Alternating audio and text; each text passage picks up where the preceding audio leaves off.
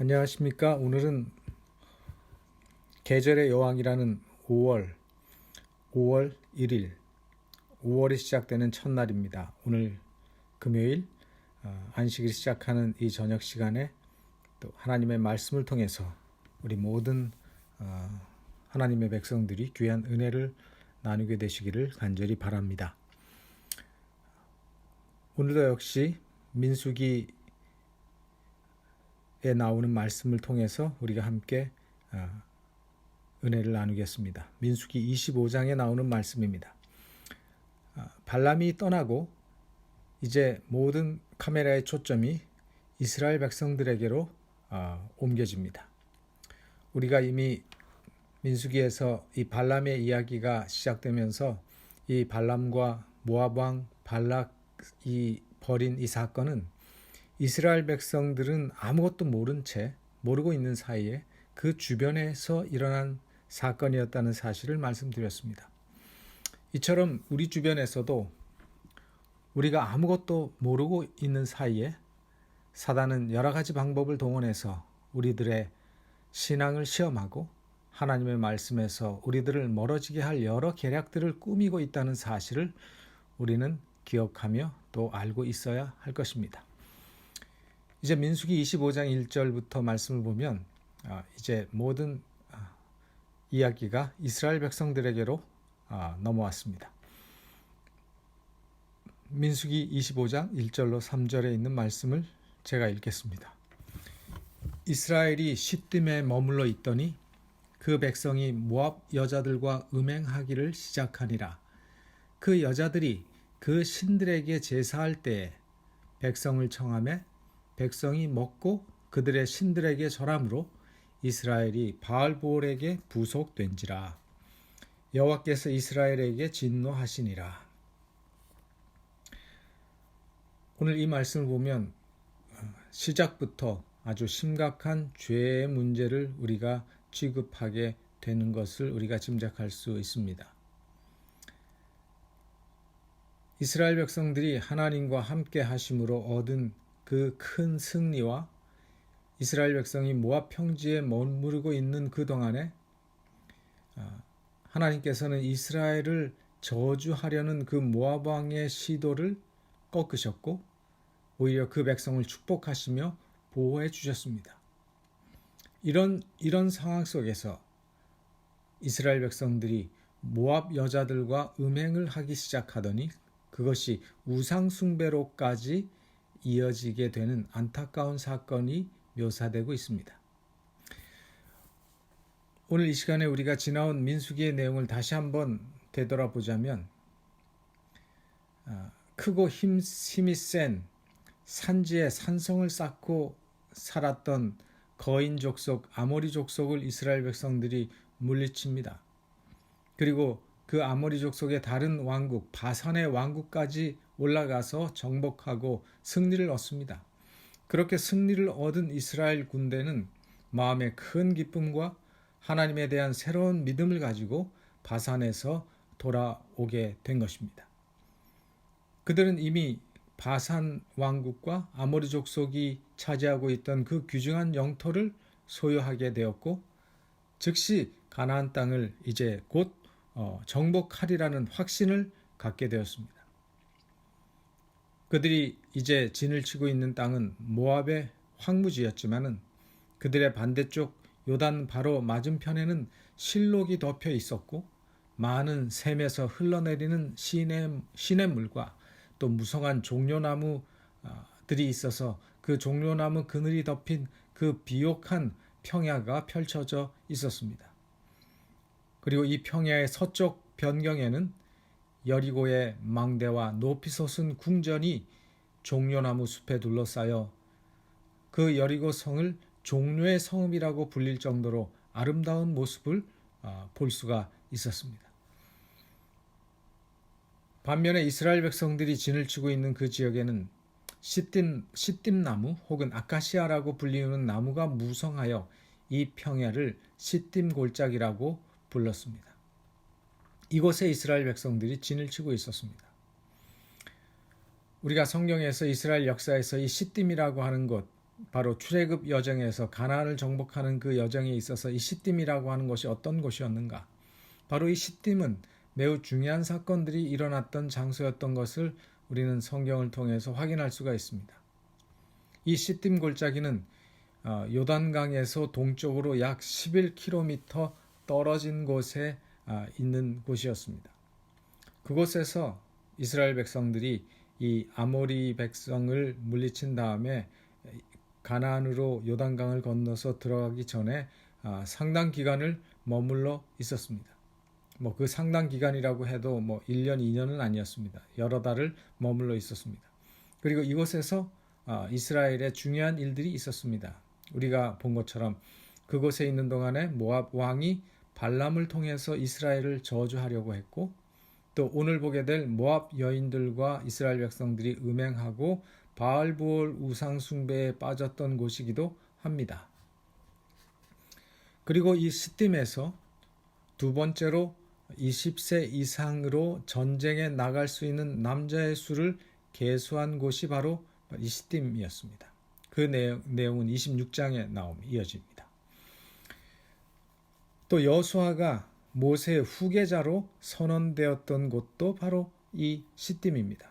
그러니까 이 시딤은 이스라엘 백성들이 가나안 정복을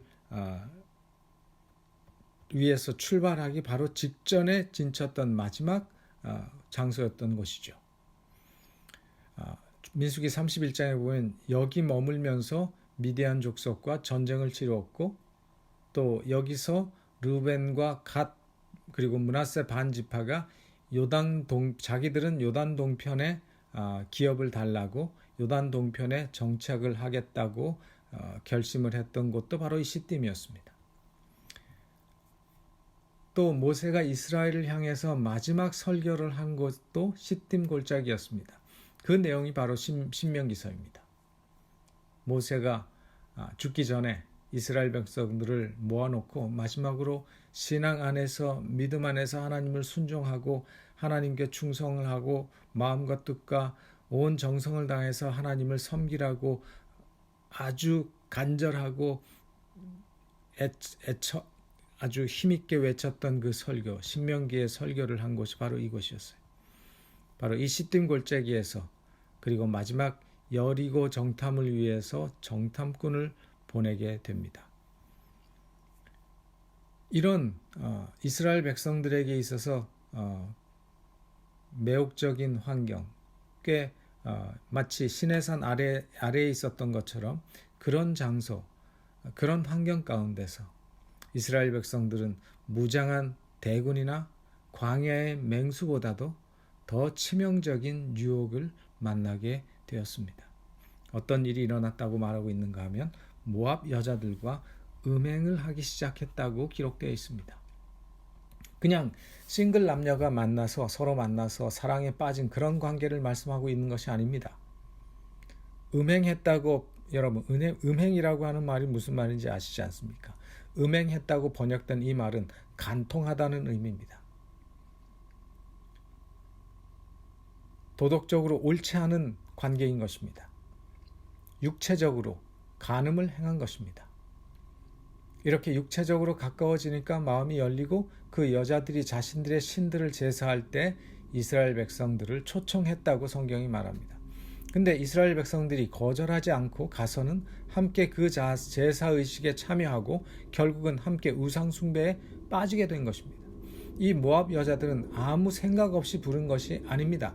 그들은 의도를 가지고 불렀습니다. 그들은 계획을 가지고 이스라엘 백성들을 초청한 것입니다. 어떻게 알 수 있는가 하면 사용된 히브리어가 티클레나라는 말인데, 그 말의 뜻은 의도를 가지고 초청한다고 하는 것을 의미하는 말입니다. 모압 족속이 섬기는 최고의 신은 바로 바알 신이었습니다. 이 바알이라고 하는 말의 뜻은 주인을 뜻하는 말입니다. 주인이라는 뜻이죠. 그래서 이방인들이 바알을 많이 섬겼습니다. 가나안 신 가운데 가장 큰 신이 바알 신입니다. 이 바알은 다산과 풍요를 상징하는 신이었어요. 다산과 풍요를 인간들에게 내려주는 신으로 그들이 섬겼습니다. 이스라엘 백성들이 한두 번 이런 일을 한 것이 아니라는 사실을 사용된 단어들을 통해서도 우리는 알 수 있습니다. 한 번 실수로 한 것이 아니라 모압 여인들과 음행을 즐기고 함께 우상 숭배하는 것을 즐겼다는 것을 말씀하고 있습니다. 이 사실을 증거하는 표현이 바로 3절에 25장 민수기 25장 3절에 묘사된 바로 이스라엘이 바알부올에게 부속된지라라는 말입니다. 부속됐다는 말이죠. 이 부속된지라라는 말은 자기 스스로를 묶다라는 말이죠. 히브리 원어적인 표현이 자기 스스로를 묶는다 그런 표현인데 아주 수동적인 것이 아닙니다. 묶였다는 것이 아니라 자기 스스로를 묶는 것이죠. 매우 적극적이고 능동적인 의미를 가진 단어입니다. 다시 말해서 이스라엘 백성의 많은 수가 이스라엘 백성들에게 제사를 드리고 그 음식을 먹고 절하며 성적으로 타락한 제사 의식에 적극적으로 참여했던 것입니다.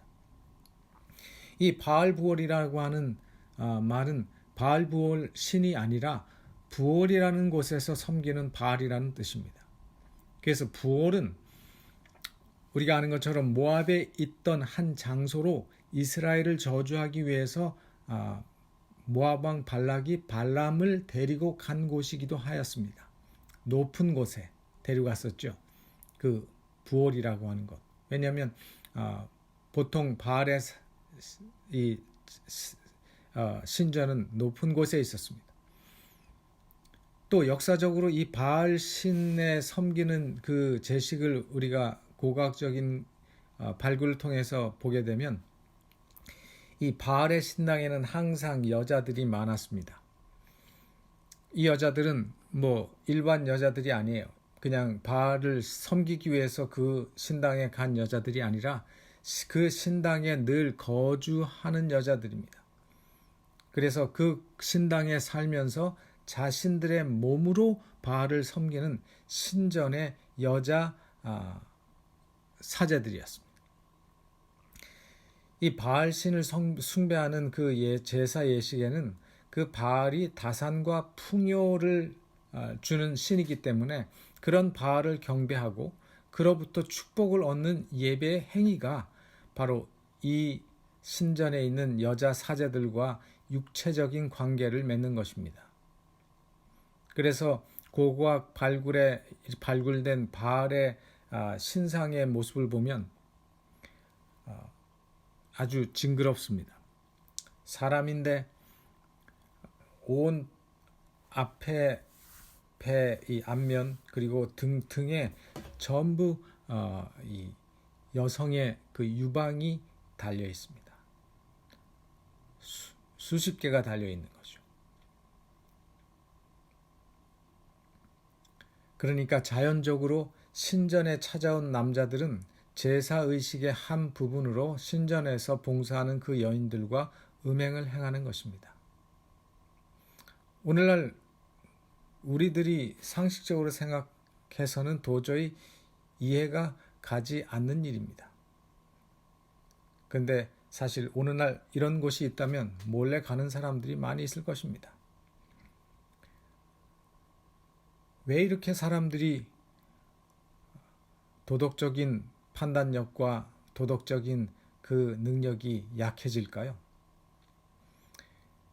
저를 비롯해서 사람들은 환경의 영향을 참 많이 받습니다. 사람들은 환경의 영향에 참 미약합니다. 이스라엘 백성들이 진을 친 주변에는 바알을 숭배하는 예배에 대한 소문과 모습들이 이스라엘 백성들에게 감추어지지 않았습니다. 날마다 진행되는 그런 모습들에 백성들이 이미 노출되어 있었습니다. 사방에는 우상 숭배와 방탕한 흔적들이 여기저기 흩어져 있었고 이러한 환경이 이스라엘 백성들에게 부패한 감화를 끼치기 시작했습니다. 자꾸 듣고 자꾸 보다 보니까 무뎌지는 것이죠. 자꾸 듣고 자꾸 보다 보니까 익숙해지게 되어 있습니다. 그러다 보니 자신들이 거의 의식하지 못하는 사이에 하나님께로부터 떠나 쉽사리 유혹의 희생물이 될 상태로 되어가고 있었던 것입니다. 그럼 그때 모세는 무엇을 하고 있었는가? 모세는 전심전력을 다해서 가나안을 정복할 준비를 갖추고 있었습니다. 이러는 사이에 백성들이 나태해지고 이런 문제가 생기게 된 것입니다. 처음에는 이스라엘 백성과 인근 이방인 사이에 거의 교제가 없었습니다. 그러나 얼마 후에 미디안 여인들이 진 속으로 몰래 숨어 들어오기 시작했습니다. 이 이방 여인들의 출현이 아무런 경계심도 일으키지 않았는데 그렇기 때문에 그들의 계획이 매우 조용하게 진행되었고 모세도 그 문제를 잘 알아차리지 못했습니다. 바로 이 여인들의 목적은 이스라엘 백성들과 교제하고 그들로 하여금 하나님의 율법을 범하게 하고 이교의 의식과 습관에 흥미를 끌게 해서 그들을 우상 숭배에 끌어들이려는 바로 그것이었습니다. 이런 그들의 악한 동기가 우정이라는 가면 아래 감추어져 있었기 때문에 이스라엘 백성들의 지도자들에게까지 의심을 받지 않을 수가 있었습니다. 또 여기서 우리가 꼭 한 가지 짚고 넘어가야 될 한 사실이 있는데 바로 이 모든 계략, 그 여인들로 하여금 그런 의도를 가지고 이스라엘 백성들에게 들어오고 그들을 초청하고 아주 이웃의 어떤 친한 친교를 원하는 것처럼 이렇게 한 모든 그 계략이 바로 이스라엘을 저주하려던 의도를 가지고 왔다가 실패하고 집으로 돌아간 그 발람에게서 나온 것이었다는 것입니다. 재물에 욕심이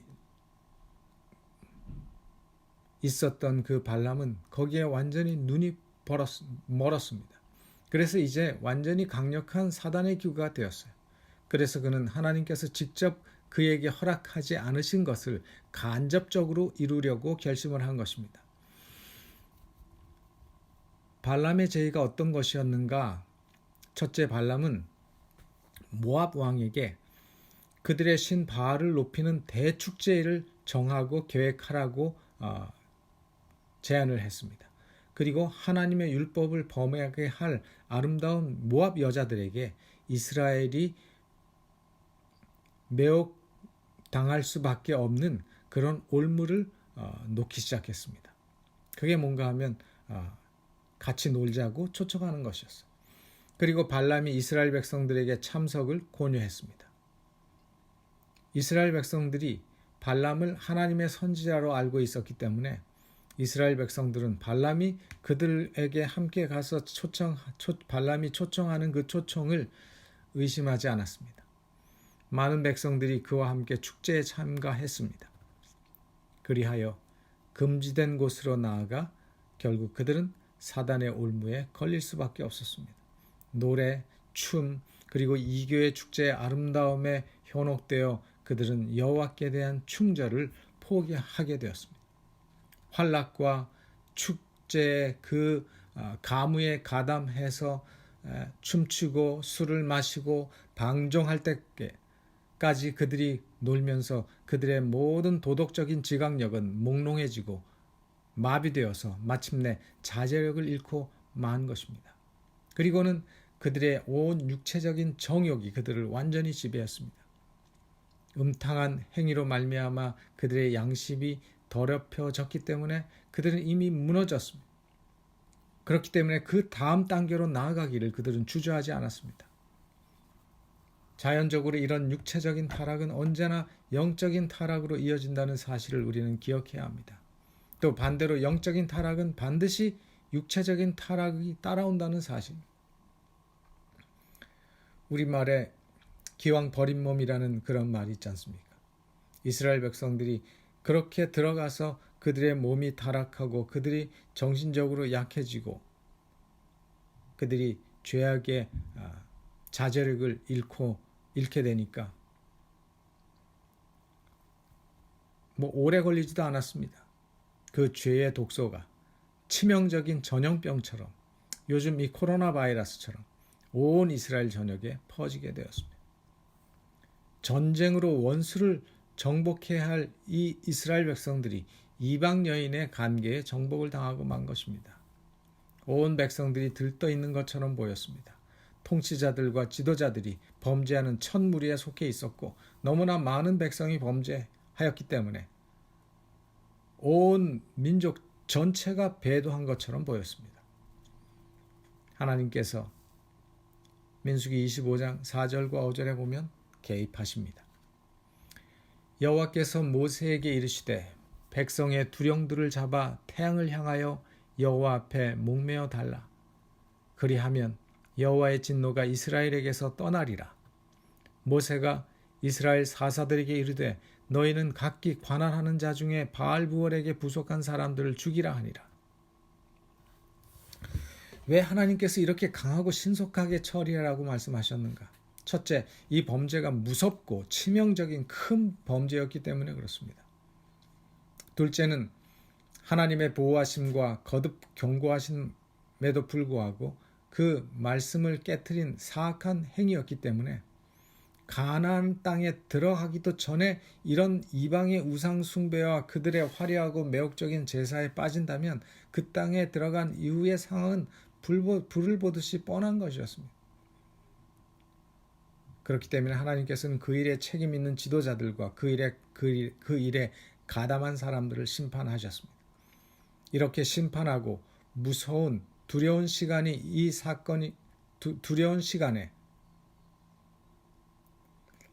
한 사건이 일어납니다. 이 사건은 이 죄악이 얼마나 깊이 그들에게 영향을 미쳤는지를 보여주는 한 예가 되는 것입니다. 이제 민수기 25장 6절을 한번 펴보시기 바랍니다. 민수기 25장 6절. 그렇게 하나님의 심판이 진행되고 있고 하나님의 진노가 이스라엘 백성들 중에 임했던 바로 그 시간에 백주 대낮에 이스라엘 자손의 온 회중이 회막문에서 울 때에 이스라엘 자손 한 사람이 모세와 온 회중의 목전에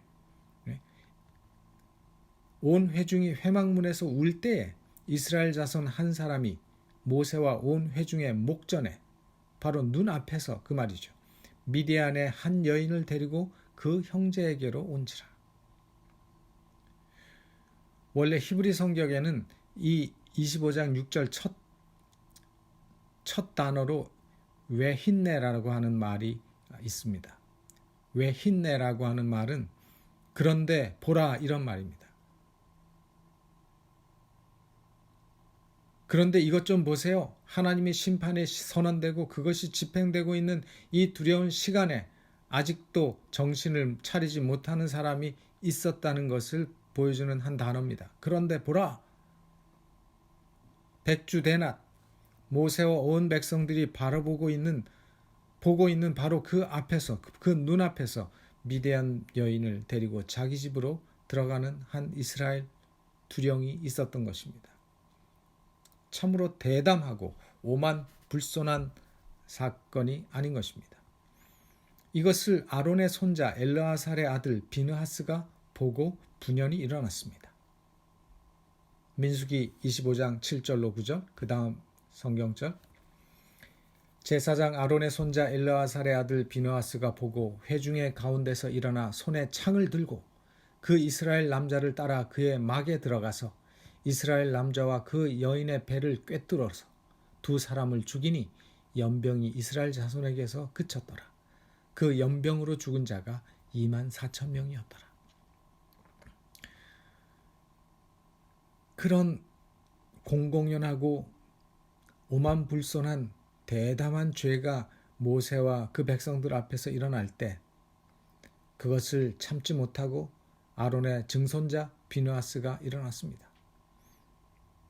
하나님의 선고가 있는데도 불구하고 아무도 이런 공공연한 범죄에 대해서 분명한 태도를 보이지 않고 있었을 때 이 비느하스가 일어난 것입니다. 하나님에 대한 모욕적인 범죄에 대해서 분한 비느하스가 그 죄를 제거한 것입니다. 비느하스가 잘한 것이죠. 그래서 하나님께서 이 비느하스를 칭찬하십니다. 민수기 25장 10절로 13절에 여호와께서 모세에게 일러 가라사대 제사장 아론의 손자 엘르아살의 아들 비느하스가 나의 질투심으로 질투하여 이스라엘 자손 중에서 나의 노를 돌이켜서 나의 질투심으로 그들을 진멸하지 않게 하였도다. 그러므로 말하라. 내가 그에게 나의 평화의 언약을 주리니 그와 그 후손에게 영원한 제사장 직분의 언약이라. 그가 그 하나님을 위하여 질투하여 이스라엘 자손을 속죄하였음이니라. 이 말씀에서 말하는 나의 질투심은, 그 하나님의 질투심은 열정과 열심을 이야기하는 것입니다. 하나님의 질투심은 이스라엘을 향한 하나님의 이 질투심, 이스라엘 백성을 죽음에서 구원하시고 선하고 좋은 길로 이끄시려는 사랑이 동기로 일어난 하나님의 열정을 의미하는 것입니다. 비느하스가 그런 마음으로 이런 일을 행하였다는 것입니다. 죄에 대해서 침묵하거나 타협하지 아니하고 그는 일어섰습니다. 우리가 죄에 대해서 침묵하거나 타협하면 결국은 그 죄가 우리를 삼키게 되어 있습니다. 사실 비느하스의 공의로운 분노와 이 죄악을 끊어버리는 이 일이 이스라엘 백성의 생명을 회복해 했고 그들을 구원하였다는 것을 성경은 말씀하고 있습니다. 비느하스는 제사장으로서의 그 임무를 잘한 것이었습니다. 그랬기 때문에 하나님은 그를 영원한 제사장 직분을 얻게 될 것이라고 하는 축복을 선언하시게 되는 것입니다. 그리고 이때 죽은 두 사람의 신분이 완전히 공개되었습니다. 이스라엘 남자는 시므온 족속의 족장의 한 사람이었던 시므리라고 하는 사람이었고, 그리고 그 미디안 여인은 역시 미디안 종족의 두령, 나중에 보면 미디안 5왕 중에 한 왕이었던 수르의 딸이었습니다. 공주였죠. 수르의 딸 고스비라고 하는 여자였습니다. 우리가 이걸 통해서 또 이스라엘을 타락해 한 이 발람의 계략에 모압 백성들만 참여한 것이 아니라 미디안 족속도 함께 참여했음을 알 수 있습니다. 그래서 민수기 25장 16절로 17절에 보면 여호와께서 모세에게 일러 가라사대 미디안인을 박해하며 그들을 치라. 하나님께서 미디안을 치라고 명령을 하시는 것입니다. 바로 이 모든 비극이, 물론 그 유혹에 넘어간 이스라엘 백성들이 잘못한 것이지만 이 모든 비극이 누구로 인해서, 누구의 욕심에서 일어난 것인가 하면 바로 발람이었습니다. 발람이 이 모든 것을 주었습니다. 과연 발람이 그가 원하던 것을 얻게 되었을까요? 그는 그가 원하고 바라던 재물이나 호의를 받지 못했습니다. 오히려 발람은 이 일로 인하여 하나님의 심판으로 그는 비참한 최후를 맞이하게 되었습니다. 민수기 이 이야기는 발람의 최후에 대해서는 민수기 31장에 나옵니다. 민수기 31장 7절로 8절에 보면 그들이 여호와께서 모세에게 명하신 대로 미디안을 쳐서 그 남자를 다 죽였고 그 죽인 자 외에 미디안의 5 왕을 죽였으니 미디안의 왕들은 에위와 레겜과 수르, 그죠? 아까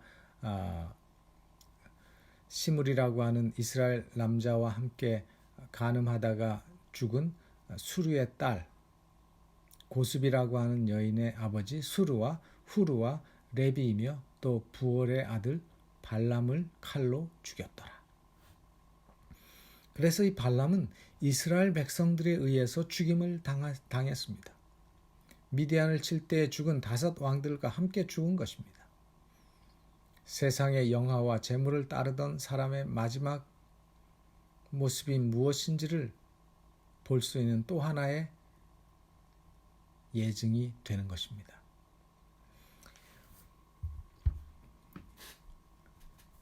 이제 오늘의 말씀을 마무리하겠습니다. 이 바알부올의 음행 사건은 출애굽 1세대가 가데스에서 반역함으로 그들이 38년 동안 광야에서 그 긴 시간 동안 믿음의 훈련을 겪고 그 훈련이 끝난 시점이기도 하였고, 또 앞에 기록된 대로 발람을 통하여 이스라엘을 중심으로 구원의 역사를 이끌어 가시겠다는 하나님의 뜻을 선언한 그 직후에 일어난 일이었기 때문에 더 큰 충격이 아닐 수 없었습니다. 또 이 사건은 시내산에서 이스라엘 백성들이 금송아지를 만들고 우상 숭배했던 사건과 같은 성격의 사건이었습니다. 그때는 애굽에서 나온 지 얼마 안 되어 우상을 세우고 반역하였고, 바로 이 민수기 25장에서는 40년 광야 생활을 마치고 이제 약속의 땅 가나안을 지척에 두고 가나안 땅에 우상을 그들이 섬겼다는 것입니다. 하나님에 대한 절대적인 신앙을 가진 사람은 그 하나님의 거룩한 품성과 그분이 직접 말씀하신 말씀과 율법에 따라 악을 버리고 선을 지향하는 삶을 살아가게 되는데, 이스라엘 백성들은 그렇게 되지 못했습니다. 하나님의 거룩한 품성과 그분이 직접 말씀하신 말씀과 율법에 따라서 살아가는 사람들은 선을 지향하는 삶을 살게 되는데, 그들이 의로워서가 아니라 그 하나님의 말씀의 힘과 우리 신앙의 힘이 우리를 그렇게 이끌어 간다는 것입니다. 그러나 우리가 하나님과 멀어지면서 우리의 마음이 하나님의 말씀과 멀어지게 되면 그것이 어떤 우상이든지 우리는 쉽게 우상 숭배에 빠지게 되며, 그렇게 되면 우리에게는 선과 악을 구분할 수 있는 능력이 사라지게 되기 때문에 자연스럽게 우리의 인생은 자신의 육신적인 욕망을 따라갈 수밖에 없게 되는 것입니다. 사단은 끊임없이 하나님의 백성들을 이런 식으로 무너지게 하기 위해서 사방에서 유혹하고 공격을 하고 있는 것입니다. 우리들도 마찬가지입니다. 우리가 조금만 믿음대로 살려고 일어서면 사단은 우리를 주저물러 앉히려고 애를 씁니다. 우리가 조금만 말씀을 따라서 살려고 애를 쓰면 우리 주변의 환경들을 통해서 우리에게 실망하고 낙심하게 하고 예전으로 되돌아가게 만들려고 애를 씁니다. 어떨 때는 고통을 통해서 우리를 힘들게 함으로 지치게 하고 그로 인해서 믿음이 약해지게 만듭니다. 또 어떨 때는 우리 앞에 우리가 좋아하는 달콤한 것들을 통해서 우리의 시야에서 하나님을 보지 못하게 하고 결국은 하나님 앞에 부끄러운 죄를 짓도록 만드는 것입니다. 이것이 우리를 향한 사단의 계략입니다. 우리는 이런 사단의 계략을 잘 알고 있어야 합니다. 그런데 사실 우리는 알고 있어도 넘어질 수밖에 없습니다. 왜냐하면 우리의 힘만으로는, 우리 자신의 힘만으로는 이런 사단의 유혹과 공격을 당해낼 재주가 없기 때문에 그렇습니다. 그렇기 때문에 언제나 우리는 매 순간 능력에 하나님을 의지해야 합니다. 겸손하게 우리의 연약함을 기억하고 있어야 합니다. 그래서 우리가 그분께 도움을 구하고 그분의 힘을 의지하는 가운데 우리의 주변에서 일어나는 모든 일들을 하나님과 상의하고 그분과 함께 동행하며 나아가는 것이 가장 안전한 길이라고 하는 사실을 우리는 다시 한번 오늘 민수기 25장의 말씀을 통해서 배우게 되는 것입니다. 오늘 우리에게 주신 이 하나님의 말씀의 교훈을 따라서 날마다 우리의 믿음이 주님께 가까워지고 또 주님의 뜻을 행하기에 거리낌 없는 그런 믿음의 사람으로 성장하게 되시기를 간절히 바라면서 말씀을 마치겠습니다. 기도하겠습니다. 하늘에 계신 하나님 아버지, 이 귀하고 복된 안식일 저녁 또 저에게 귀한 말씀을 주시니 감사합니다. 우리에게 지혜의 마음을 주시고 하나님을 경외하고 하나님을 두려워하는 가운데 우리가 늘 주님을 바라보며 주님의 도움을 구하고 믿음으로 살아갈 수 있는 저희가 되게 하여 주시옵소서.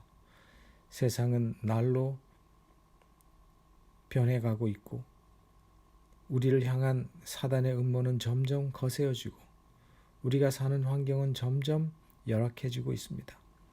이런 변화 속에서 우리가 우리의 믿음을 잘 지키게 하시고 주의 오심을 위해서 준비하는 거룩한 성도들이 되도록 도와주시옵소서.